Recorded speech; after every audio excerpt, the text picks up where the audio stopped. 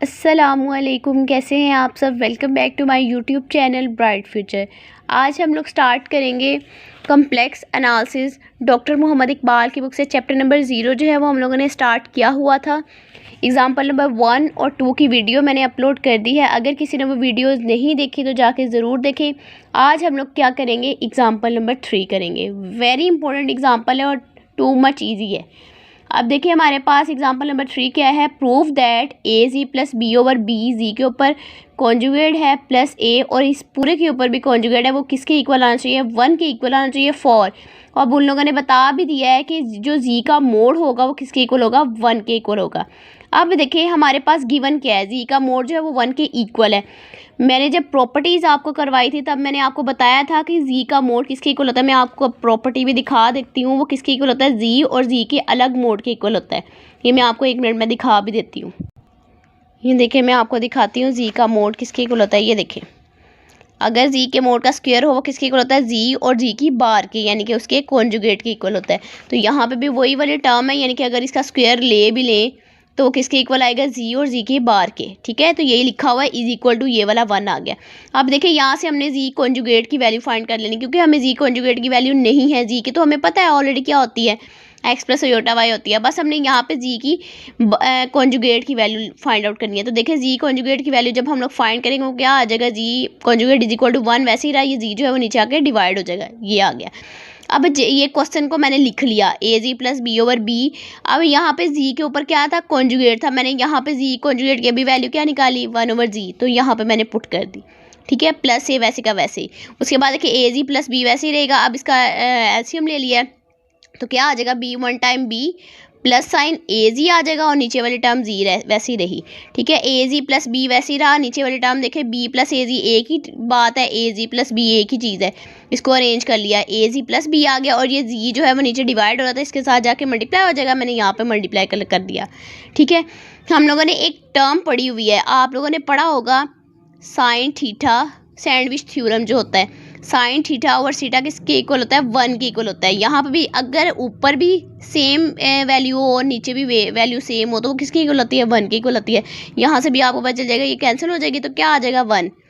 ठीक है, और डॉट ये जी वैसे का वैसे ही आ गया। ठीक है, और इसके ऊपर कॉन्जुगेट है।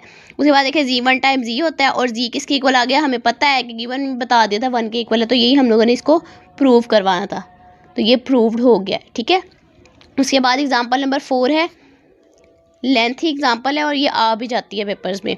प्रूव हम लोगों ने करना है ये वाली टर्म है वो लेस देन किसकी है, 1 की है। ठीक है, और बताना है इफ़, अगर उन लोगों ने कहा है कि ये तो उन लोगों ने खुद ही बता दी कि वो लेस देन इक्वल टू 1 है।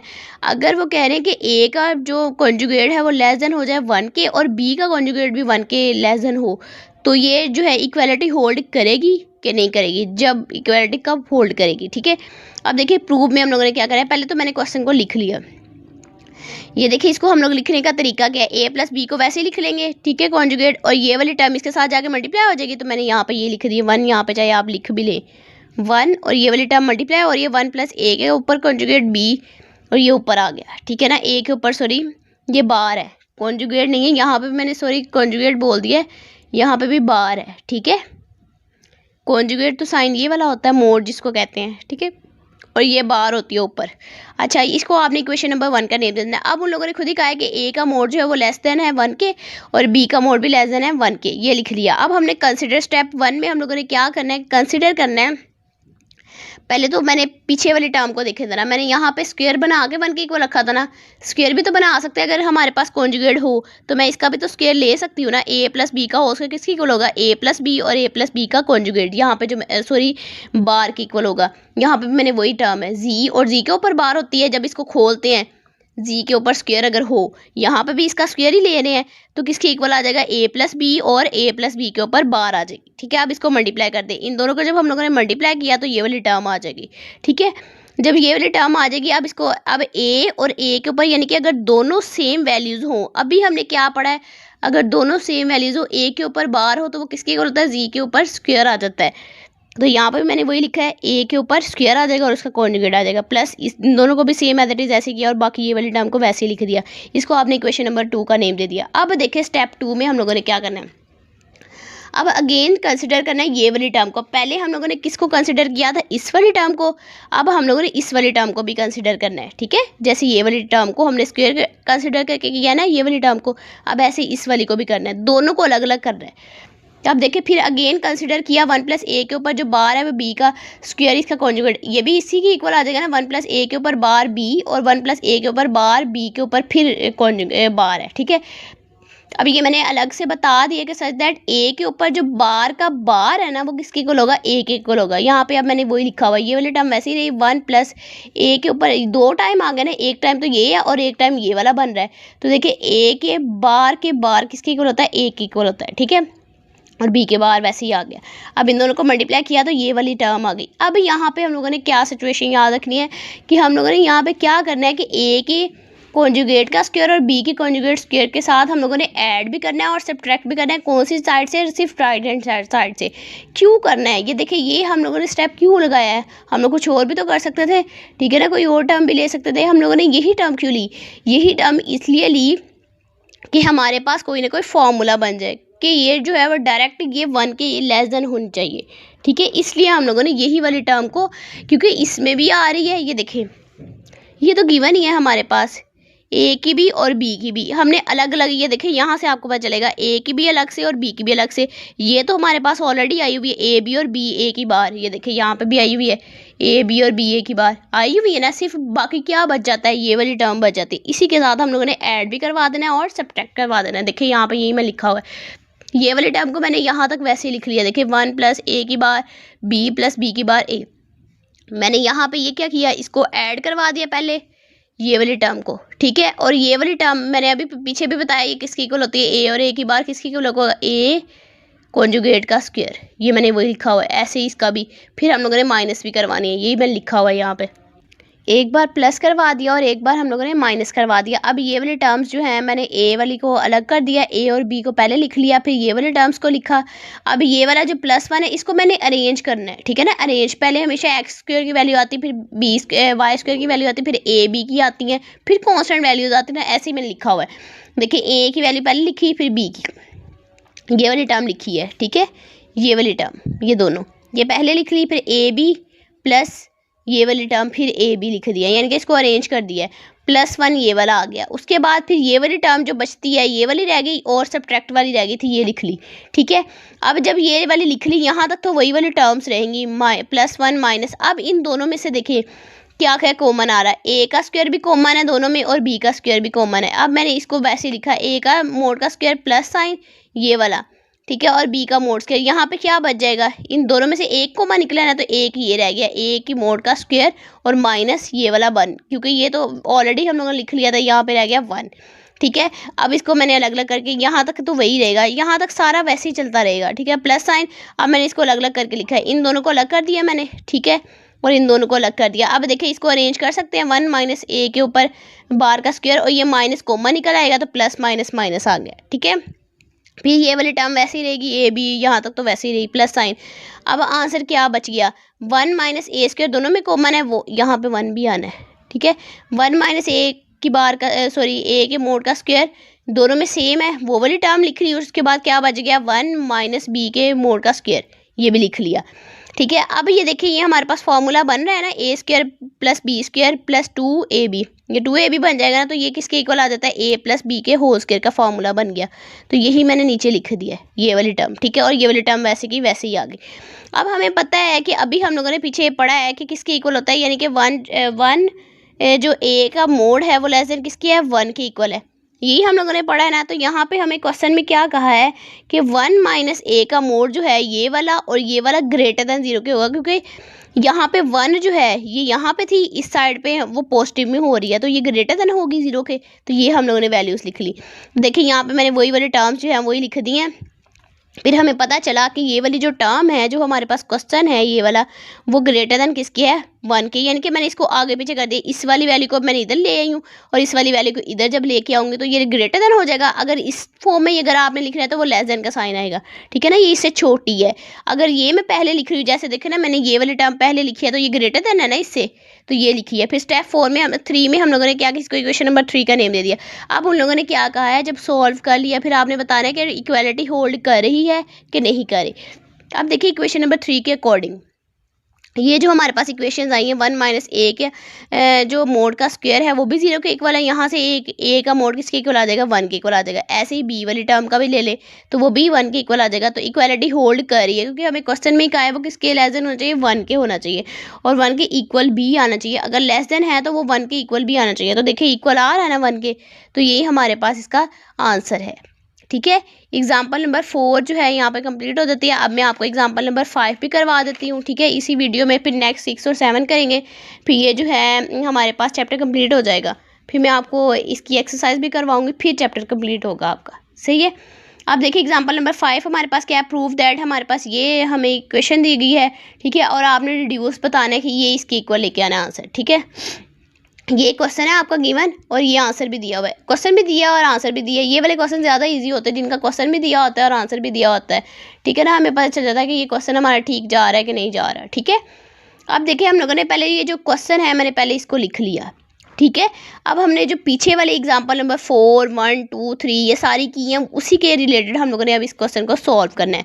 देखिए स्टूडेंट्स, ये वाली टर्म पहले मैं लेफ्ट हैंड साइड को ले रही हूँ, लेफ्ट हैंड साइड में लिख ली। अब हमें पता है ये वाला फॉर्मूला बन रहा है, जी की मोड का स्क्वायर जो है वो किसके इक्वल होता है, जी, और जी के ऊपर बार होती है। ये जी की वैल्यू है, जी1 प्लस जी2, ये जी की वैल्यू है। ठीक है, तो ये किसके इक्वल आएगा, जी और जी के ऊपर बार आएगी। मैंने यहाँ पे ये लिखा हुआ है, जी की वैल्यू ये है, जी और जी के ऊपर बार। चाहे इसको आगे पीछे भी लिख सकते हैं, इसको ऐसे भी कर सकते हैं, जी की बार पहले लिख ले चाहे जी बाद में लिख ले। ठीक है, तो ये लिख लिया, ऐसे ये वाली टर्म को भी लिख लिया।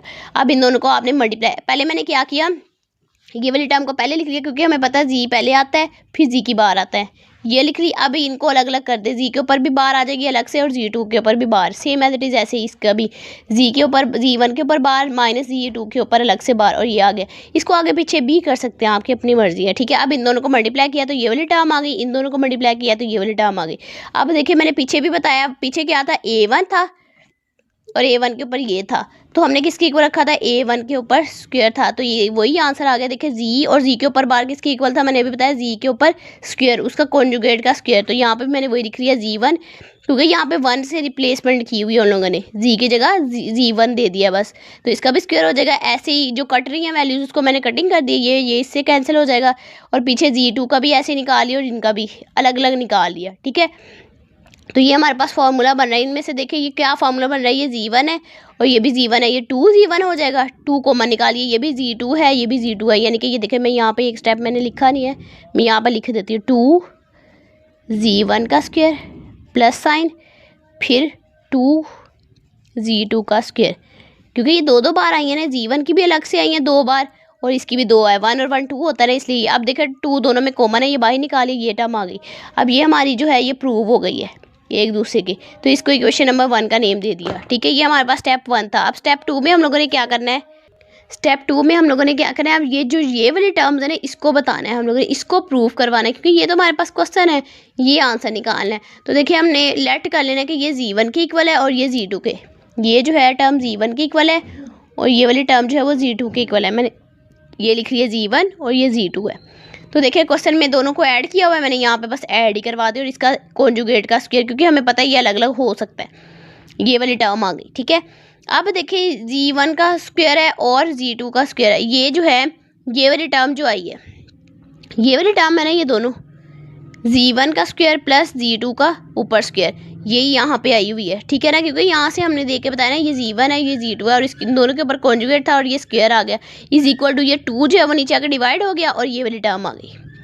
ठीक है ना, यही वाली टर्म पहले लिखी है क्योंकि हमें क्वेश्चन से पता चल गया है। फिर उसके बाद ये 2 जो है वो नीचे आकर डिवाइड हो गया और ये वाली टर्म इसके साथ मल्टीप्लाई हो गई। ठीक है, अब इनको सेपरेट कर दिया, 1/2 वैसे ही रहा।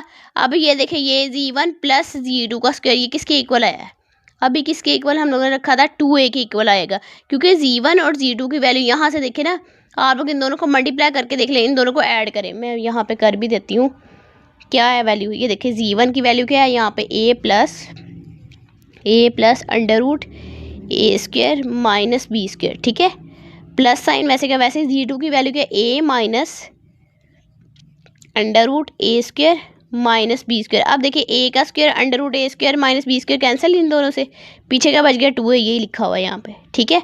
प्लस साइन, फिर 1/2 अलग से, अब इसका भी ऐसे ही कर लें, अब यहाँ पे माइनस आ जाएगा और यहाँ पे प्लस हो जाएगा, ये वाली टर्म कैंसिल नहीं होगी, ये वाली टर्म कैंसिल हो जाएगी, तो यहाँ पे क्या आ जाएगा 2 ए का स्क्वायर माइनस बी का स्क्वायर का होल स्क्वायर, ठीक है। अब ये देखें 2 से कैंसिल हो जाएगा, यहाँ पे कैंसिल नहीं होगा, ये देखिए 2 2 ज़ार 4 ए का स्क्वायर, ठीक है। उसके बाद इनका कॉन्जुगेट भी है, तो 2 2 ज़ार 4, 2 बच गया, तो यहाँ पे क्या गया 2 बाहर निकाल दी क्योंकि वो कांस्टेंट टर्म है, और उसके बाद क्या रह गया ए का स्क्वायर प्लस सेम सिचुएशन, ये भी 2 2 ज़ार 4 अलग से हो गया, तो 2 2 ज़ार 4, तो यहाँ पे क्या बच गया 2 बाहर रह गया और ए स्क्वायर माइनस बी का स्क्वायर, क्योंकि स्क्वायर जो वो अंडर रूट से कैंसिल हो जाएगा, ये आ गया। इसको इक्वेशन नंबर 3 का नेम दे दिया। अब ये वाली टर्म वैसे ही रहेगी। अब हमें बताइए फार्मूला बन रहा है g1 g2 और प्लस 2 g1 g2, तो देखिए यहाँ पे वैल्यूज पुट कर देंगे हम लोग। g1 की वैल्यू ये है, g2 की ये है, प्लस 2 g1 और g2 की लिख ली, ठीक है। तो हमारे पास ये वाली टर्म आ गई। अब ये मैंने लिखा हुआ इक्वेशन नंबर 2 एंड 3 के अकॉर्डिंग ये वाला आंसर है।